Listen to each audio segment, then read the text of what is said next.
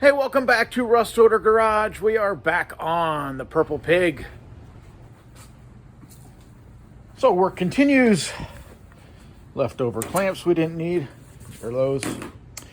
Radiators in from the last video. I haven't really run it a ton. I got to run it long enough to get the thermostat to open up there. I think I have the system pretty full, but I got to double check, make sure it all works. Temporary overflow bottle, literally bottle. And things are actually moving forward. Nothing's changed inside, obviously. Still got to finish that wiring up. But to the point where I think I can make a list. It's pretty ridiculous to think that I have been working on this car on and off for 2 years, which is kind of ridiculous because I don't normally spend that long on a car. This one, you know, we stopped to build the Hudson and got that build done. But yeah, been too long. Need to get this car finished. So I'm actually down to the point where I can make a checklist. And I broke it up into two different things here. I've got pre-turbo stuff, which is basically building the car to make the car done, and then all the things that are going to be needed for the turbo. And this is off the top of my head. I may be missing something here, but this is the next steps that things will be getting done here. So right now I'm going to concentrate on all this pre-turbo stuff on the list. So got to run a vac modulator line for the transmission, got to run a speedo cable, overflow tank, VSS, and all that transmission stuff. That's all with the Turbo 400, so it's a little different than if you're using a computer-controlled transmission. We've got to finish up the fan wiring, need to put the seat back in, I got to finish up the wiring inside and mount that PCM. Wheels and tires, still thinking about that.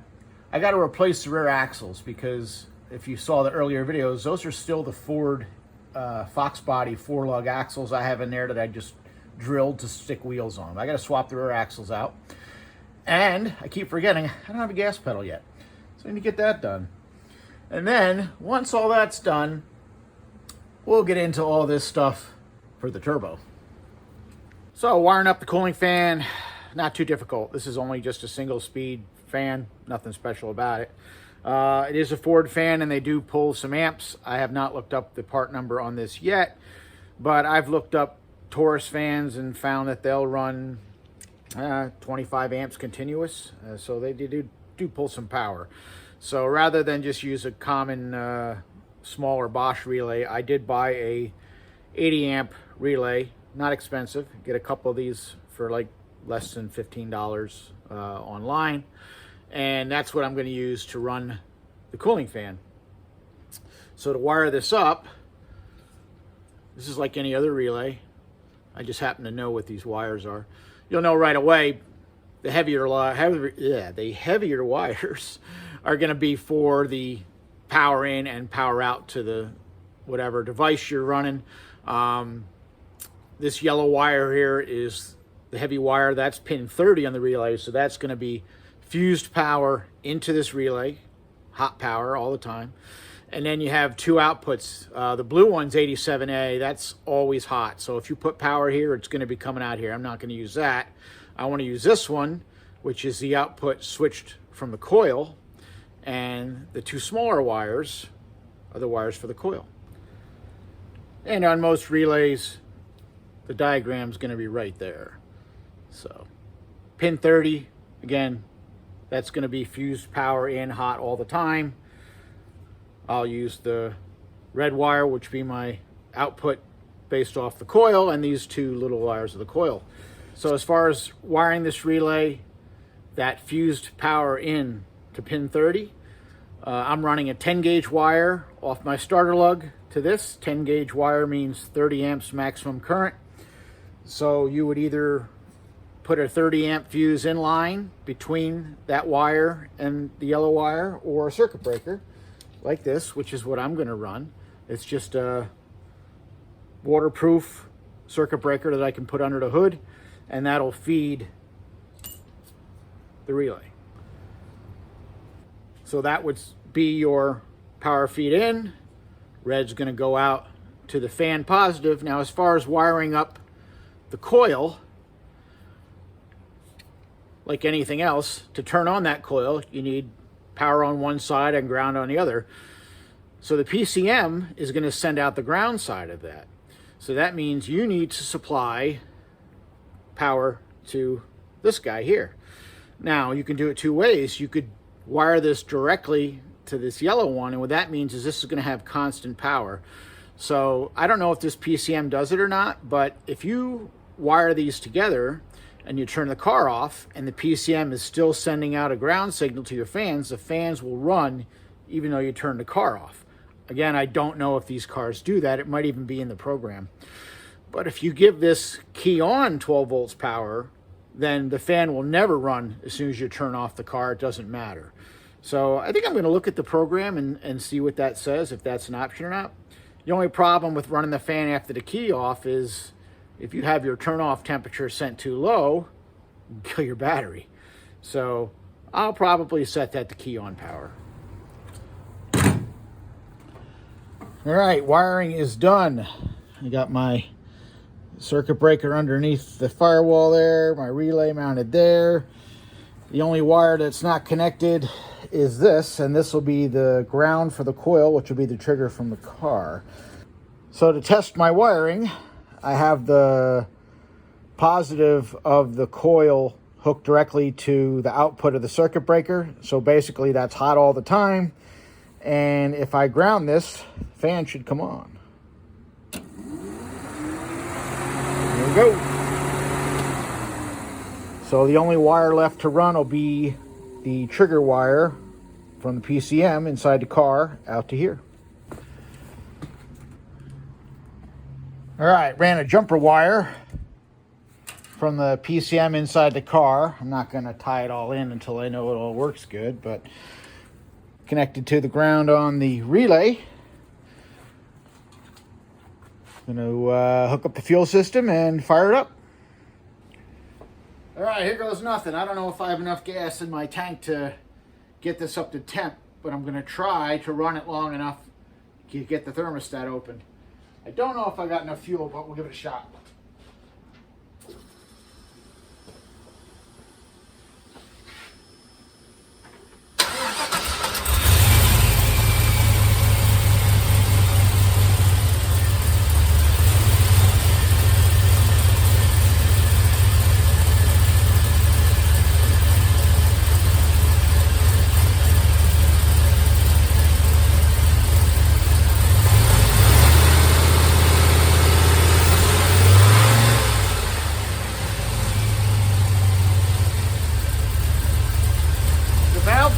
Seems to have quieted down quite a bit, so I think I'm good to go. I don't think I need longer push rods. I'm just gonna let it run, see if I can get it up to temp.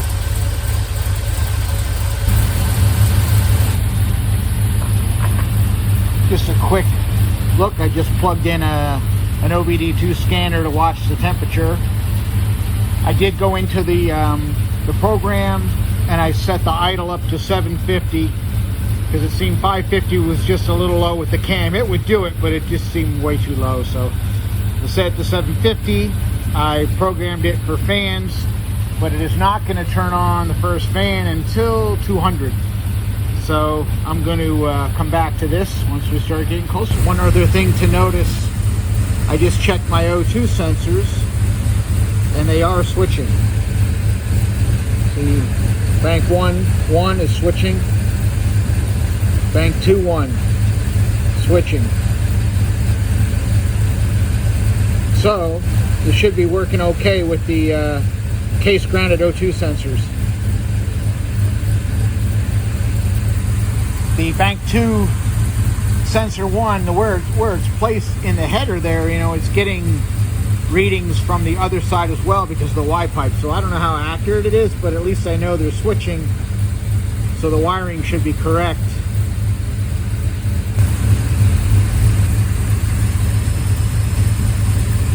Getting up in temp a little bit. Thermostat should be opening soon. I'm starting to get some smoke off the radiator. I think that's burning off the antifreeze I spilled. At least that's my hope. But I want to see when the thermostat opens. I don't know if the temperature will greatly change or if it'll just kind of hang or what it'll do here.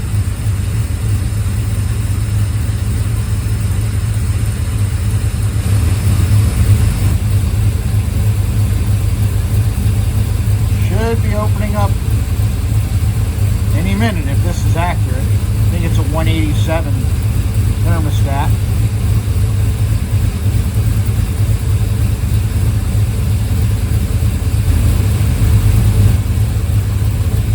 I'm gonna go feel the lower hose and see if it's opening up.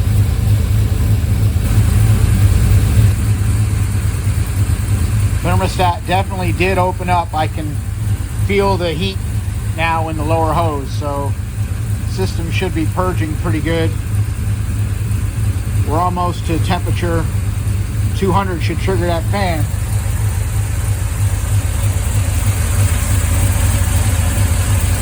Got some fluid that it pushed out there, so the tank should be full, and this should hit any minute now.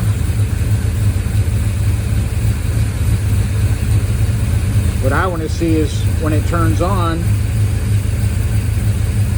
what temperature does it drop down to, or does it just stay steady? So it's a pretty big fan. I'm hoping that it'll do the job.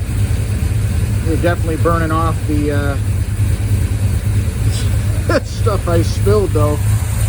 Got some serious smoke coming out of there. But it's not a leak that I can tell. It's a lot of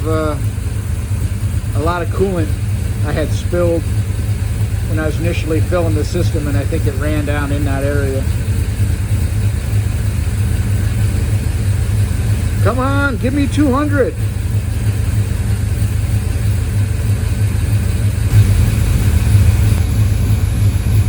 Thinking maybe I should change the temperature down to 195. Usually go 190. But I figured I'd leave it a little higher than the thermostat temperature opening up. 199.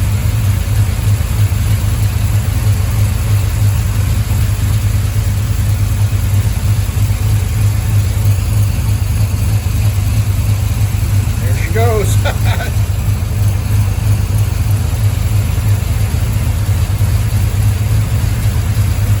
programming worked. Now I want to see what it brings it down to.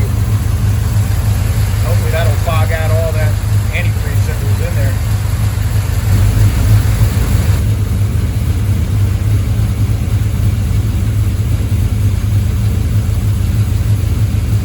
Well, I have it turning off at 195, and we got there pretty fast.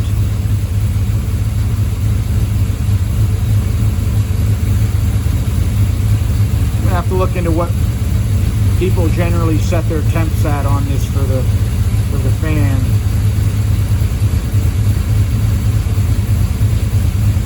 Anyway, it works. One test I want to do is turn off the key with the fan running and seeing if this program keeps that fan running even with the key off, because I've got the power on the relay hooked to full time. Okay, fan is on.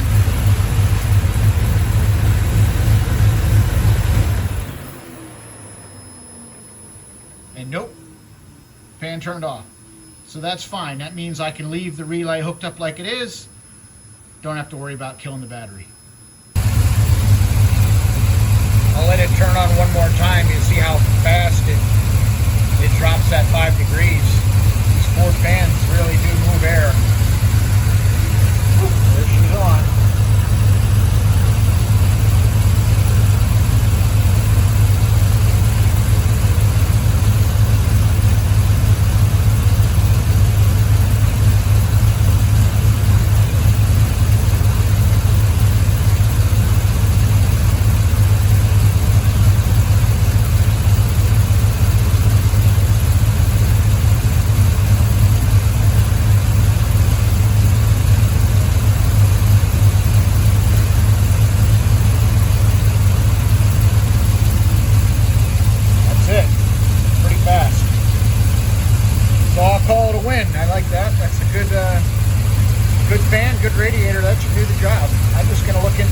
temperature settings, I may change them a little bit. All right, that'll be it for this one, as the smoke is still pouring off of there. I spilled a good amount of antifreeze in there when I was topping it off. I topped it off like 2 or 3 times, and every time I seem to get antifreeze spilled. I don't know. I guess I suck at it.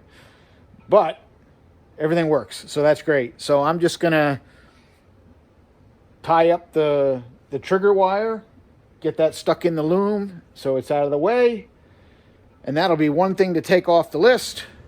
And now we still got a few things to do there. Plus, pelt something else off of it and get one step closer to making this car move. This car hasn't driven, has not moved under its own power. I'm pretty sure the sticker on the side is 1971. So this is cool to get this thing eventually moving. And you know what? Right as we're getting close, a freaking snowstorm is coming. Hasn't snowed all winter. And now we're getting close where we can actually drive this thing. I hope it's nothing. Hope it's not no snow at all. Anyway, thank you very much for watching. As the smoke billows out of the car. We'll see you on the next one. Later.